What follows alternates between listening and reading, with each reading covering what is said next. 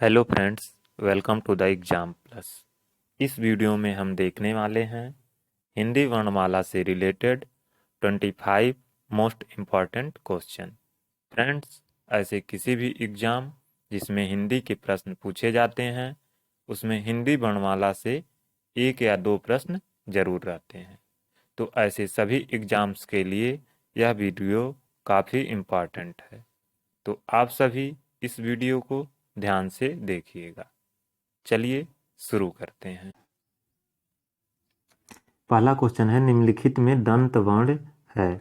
इसका आंसर हो जाएगा ऑप्शन ए सा। सा दंत वर्ण है। ता वर्ग के प्रत्येक वर्ण तथा ला व सा दंत वर्ण के अंतर्गत आते हैं। चलिए नेक्स्ट क्वेश्चन देखते हैं। क्वेश्चन नंबर 2 है, निम्नलिखित में अनुनासिक वर्ण है। हमें बताना है कौन सा अनुनासिक वर्ण है। तो इसका आंसर हो जाएगा म। म अनुनासिक वर्ण है। प्रत्येक वर्ग का पांचवा अक्षर यानी कि पंचमा अक्षर अनुनासिक होता है। चलिए नेक्स्ट क्वेश्चन देखते हैं। Question number 3। क्वेश्चन नंबर 3 है, ला और सा का उच्चारण किस स्थान से होता है। तो इसका सही आंसर हो जाएगा बी दंत। नेक्स्ट क्वेश्चन है क्वेश्चन नंबर 4।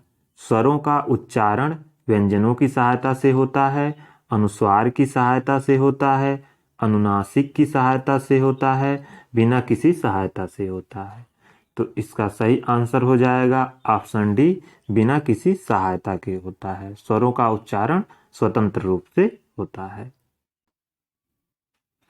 नेक्स्ट क्वेश्चन है क्वेश्चन नंबर 5। निम्नलिखित में कौन सा व्यंजन प्रयत्न और उच्चारण के आधार पर व्यंजन का वर्गीकरण नहीं है। तो इसका सही आंसर हो जाएगा ऑप्शन सी सघोष। सघोष नाद के आधार पर व्यंजन का वर्गीकरण है। नेक्स्ट क्वेश्चन है क्वेश्चन नंबर 6। जिन स्वरों के उच्चारण में दो मात्रा का समय लगता है या ह्रस्व से दुगुना समय लगता है उनको कहते हैं।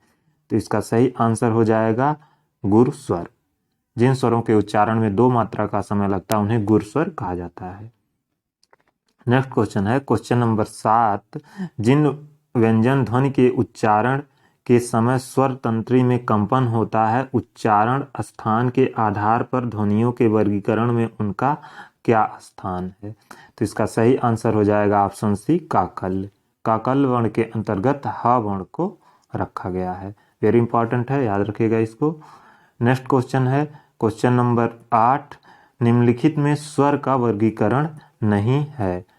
निम्नलिखित में स्वर का वर्गीकरण नहीं है। प्लुत, हस, संयुक्त या फिर द्वैत। तो इसका सही आंसर हो जाएगा ऑप्शन डी द्वित। द्वित स्वर का वर्गीकरण नहीं है, द्वित व्यंजन का वर्गीकरण है। चलिए नेक्स्ट क्वेश्चन है क्वेश्चन नंबर 9। निम्नलिखित में कौन सा मूल दीर्घ स्वर नहीं है। तो इसका सही आंसर हो जाएगा ऑप्शन डी ओ। ओ मूल दीर्घ स्वर नहीं है, बाकी सभी मूल वर्ग दीर्घ स्वर हैं। ओ संयुक्त स्वर के अंतर्गत आता है। चलिए नेक्स्ट क्वेश्चन है क्वेश्चन नंबर 10। मात्रा के आधार पर स्वर कितने प्रकार के होते हैं। हमें बताना है मात्रा के आधार पर स्वर कितने प्रकार के होते हैं। तो मात्रा के आधार पर स्वर दो प्रकार के होते हैं। इसका सही आंसर हो जाएगा ऑप्शन ए दो। कौन कौन सा होता है। एक होता है दीर्घ स्वर और दूसरा होता है लघु स्वर। मात्रा के आधार पर स्वर दो प्रकार के होते हैं। नेक्स्ट क्वेश्चन है क्वेश्चन नंबर 11। हिंदी में ध्वनियाँ कितने प्रकार की होती हैं। तो हिंदी में ध्वनियाँ दो प्रकार की होती हैं। पहला होता है स्वर और दूसरा होता है व्यंजन। चलिए नेक्स्ट क्वेश्चन है क्वेश्चन नंबर 12। क्वेश्चन नंबर 12 में पूछ रहा है, निम्नलिखित में से कौन सा शब्द प्रयत्न और उच्चारण के आधार पर व्यंजन का वर्गीकरण नहीं है। तो इसका सही आंसर हो जाएगा ऑप्शन सी सघोष। नेक्स्ट क्वेश्चन है क्वेश्चन नंबर 13। जिह्वा के आधार पर स्वर कितने प्रकार के होते हैं। तो इसका सही आंसर हो जाएगा ऑप्शन बी 3। जिह्वा के आधार पर स्वर 3 प्रकार के होते हैं। पहला होता है अग्र स्वर, दूसरा होता है मध्य स्वर और तीसरा होता है पश्च स्वर। चलिए नेक्स्ट क्वेश्चन है क्वेश्चन नंबर 14, जिनका उच्चारण स्वतंत्रता से होता है और जो व्यंजन उच्चारण में सहायक होते हैं उन्हें कहते हैं संज्ञा, स्वर, व्यंजन या फिर विसर्ग।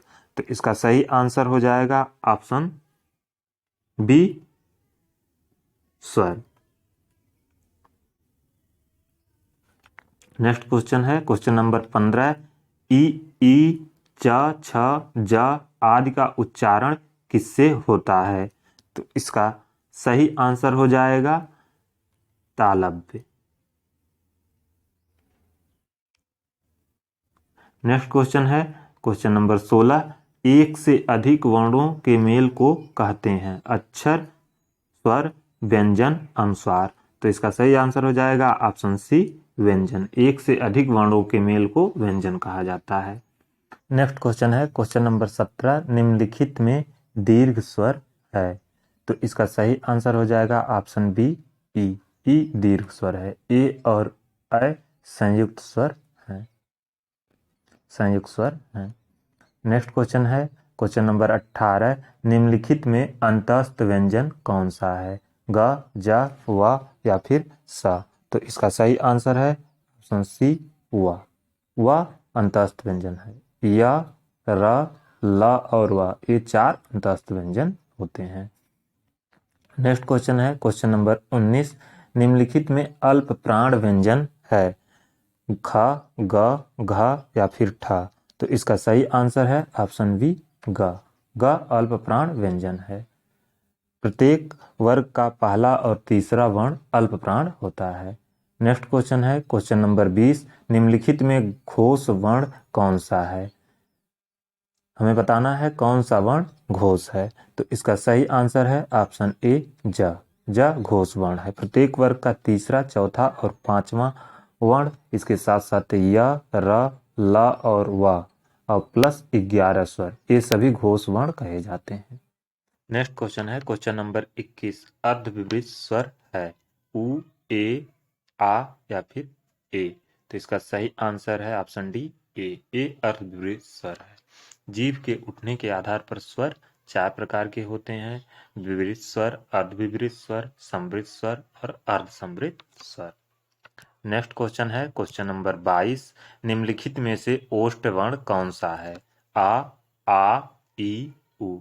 तो इसका सही आंसर है ऑप्शन डी, उ ओष्ठ वर्ण है। नेक्स्ट क्वेश्चन है क्वेश्चन नंबर 23, जिनकी ध्वनि केवल मुख से निकलती है वे हैं वृत्ताकार स्वर, समवृत स्वर, अनुनासिक स्वर, निरनुनासिक स्वर। तो इसका सही आंसर है ऑप्शन डी, निरनुनासिक स्वर। ऐसे स्वर जिनकी ध्वनि केवल मुख से निकलती है उन्हें निरनुनासिक स्वर कहा जाता है। नेक्स्ट क्वेश्चन है क्वेश्चन नंबर 24, अंतस्थ और ऊष्म वर्ण कितने हैं? तो इसका सही आंसर है ऑप्शन बी, 8। 4 अंतस्थ व्यंजन होते हैं और 4 ऊष्म व्यंजन होते हैं। अंतस्थ व्यंजन के अंतर्गत या, र, ल और व आते हैं। ऊष्म व्यंजन के अंतर्गत सा और हा आते हैं। नेक्स्ट क्वेश्चन है क्वेश्चन नंबर 25, निम्नलिखित में कौन सा स्वर कंठ तालव्य है? तो इसका सही आंसर है ऑप्शन डी, ए और ऐ ये दोनों कंठ तालव्य स्वर हैं। ओ और औ ये दोनों कंठ ओष्ठ स्वर के अंतर्गत आते हैं।